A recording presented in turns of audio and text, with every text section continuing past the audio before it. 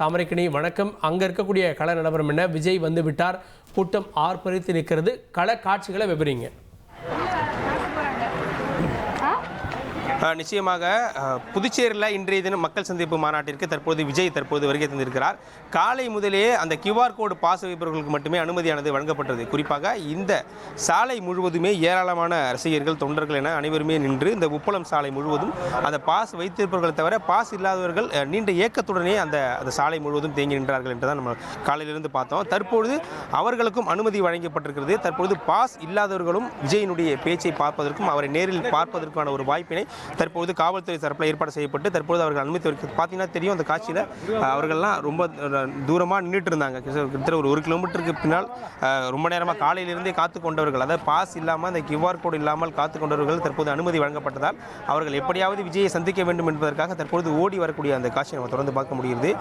குறிப்பாக இன்றைய தினம் 10:30 மணிக்கு அந்த மக்கள் சந்திப்பு கூட்டம் தொடங்கும் என தெரிவித்திருந்த நிலையில் சரியாக 10:20 மணி அளவிலாம் தமிழக வெற்றி கழக தலைவர் விஜய் அந்த மாநாட்டு திரளுக்கு வருகை தந்திருந்தார். நேற்று காலை நீலாங்கரை இல்லத்திலிருந்து புறப்பட்டு சாலை மார்க்கமாகவே கிழக்கு கடற்கரை வழியாக வந்து தற்பொழுது அவர் அந்த மாநாடு நடக்கக்கூடிய அந்த திரள் உப்பளத்தில் இருக்கக்கூடிய அந்த பழைய துறைமுகத்தினுடைய மைதானத்து திரளுக்கு தற்பொழுது வருகை தந்திருக்கார். பார்த்தீங்கன்னா அவரை பார்ப்பதற்கு ஆர்வமாக தற்பொழுது அனைவரும் ஓடிக்கொண்டிருக்கிறார்கள்.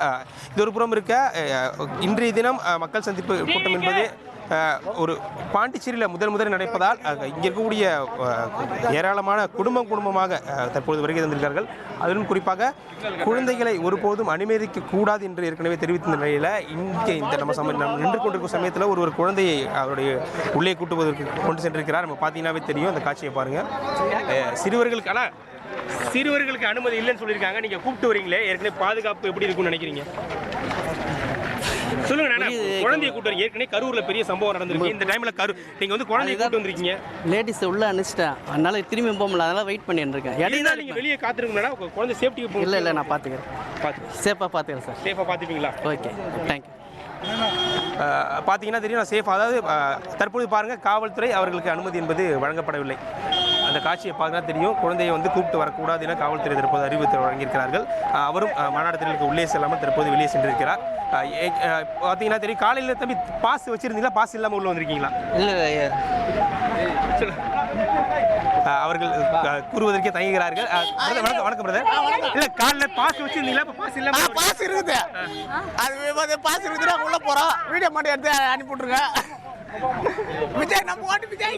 ஃபர்ஸ்ட் டைம் விஜய் வந்து பாண்டிச்சேரி வந்திருக்காரு. எப்படி பாக்குறீங்க? எப்படி ஃபீல் பண்ணுறீங்க? இது அவ்வளோ இடம் இருக்கும்போது பாண்டிச்சேரிக்கு வரது ஒரு பெரிய விஷயம் தான்.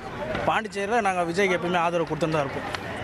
குறிப்பாக ஃபஸ்ட் டைம் வந்திருக்காரு. அவர் என்னெல்லாம் பேசணும் அப்படின்னு நீங்கள் எதிர்பார்க்குறீங்க? எந்த மாதிரி விஷயத்தை வந்து பாண்டிச்சேரியில் எடுத்துக்காட்டணும்னு விஷயம் நினைக்கிறீங்க? பாண்டிச்சேரியில் ஒரு புது மாற்றம் இருக்கணும். இப்போ பாண்டிச்சேரியில் எடுத்துக்காட்டு பார்த்தோன்னா பாண்டிச்சேரியில் ரோடு எதுவுமே சரியில்லை. மெயின்ஸாக அந்த ரோட்டு வர இருக்க ஒயின் ஷாப்லாம் பாண்டிச்சேரியில் எடுத்தால் அதை பற்றி பேசினா எனக்கு ஒரு நல்லாயிருக்கும்னு நினைக்கிறேன். ஓகே, நன்றி. பார்த்தீங்கன்னா தெரியும், பல எதிர்பார்ப்புகளுடன் தற்போது ஏராளமான தொண்டர்கள், ரசிகர்கள், இளைஞர்கள் என தற்போது உள்ளே செல்லக்கூடிய அந்த காட்சி நம்மளால் தொடர்ந்து பார்க்க முடிகிறது. இன்னும் சற்று நேரத்தில் தமிழக வெற்றி கழக தலைவர் விஜய் அவரது வாகனத்துக்கு மேலே வந்து உரையாற்ற இருக்கிறார். அந்த காட்சியை நம்ம அடுத்து பார்க்க போகிறோம். இங்கே என்னென்ன நிபந்தனைகள்லாம் விதிக்கப்பட்டிருந்தது? ஏன்னா வந்து வரக்கூடியவங்க வந்து எந்த வகையில் இடையூறு செய்யக்கூடாது அப்படின்னா நிபந்தனைகள் விதிக்கப்பட்டிருந்தது. இந்த டைம் ஃப்ரேம் அப்படின்றது எத்தனை மணிக்குள்ளே முடிக்கணும்னு சொல்லப்பட்டிருந்தது, அதை பற்றி விவரிங்க. ஏற்கனவே காவல்துறை சார்பில் 12 மணிக்கெலாம் அது முடிக்கப்பட்டிருக்கணும், மொத்த நிகழ்ச்சி முடிஞ்சிருக்கணும் என ஏற்கனவே அறிவுறுத்தப்பட்டிருக்கிறது.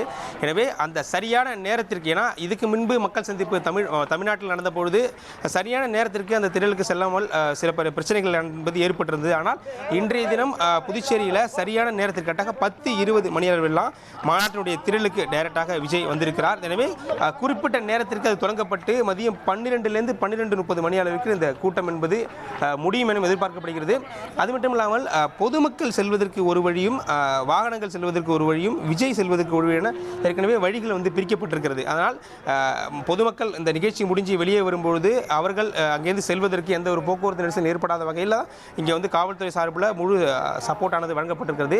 எனவே விஜய் வேறொரு வழியாக வெளியே சென்று விடுவார், பொதுமக்களும் வேறொரு வழியாக வெளியே செல்வதற்கான அனைத்து ஏற்பாடுகளுமே இங்கே இருக்கக்கூடிய காவல்துறை தெரிவித்திருக்கிறார்கள். எனவே 12லேருந்து 12:30 மணி அளவில் இந்த நிகழ்ச்சி முடிந்திருந்தாலும் பொதுமக்களுக்கு எந்த இடையூறு இல்லாமல் வழி என்பது தனித்தனியாகவே பிரிக்கப்பட்டிருக்கிறது. இன்னைக்கு காலையிலேருந்து பார்த்தீங்கன்னாவே தெரியும், அந்த பாஸ் வைப்பவர்களுக்கு எந்த அளவுக்கு அனுமதி ஸ்ட்ரிக்டாக வழங்கப்பட்டுச்சோ அதே மாதிரி அவர்கள் எந்த அளவிற்கு வெளியே செல்வதற்கு பாதுகாப்பான நடைமுறைக்கு தான் சுற்றி பார்த்தீங்கன்னாவே தெரியும் ஏராளமான காவலர்கள் இந்த குவிக்கப்பட்டிருக்காங்க.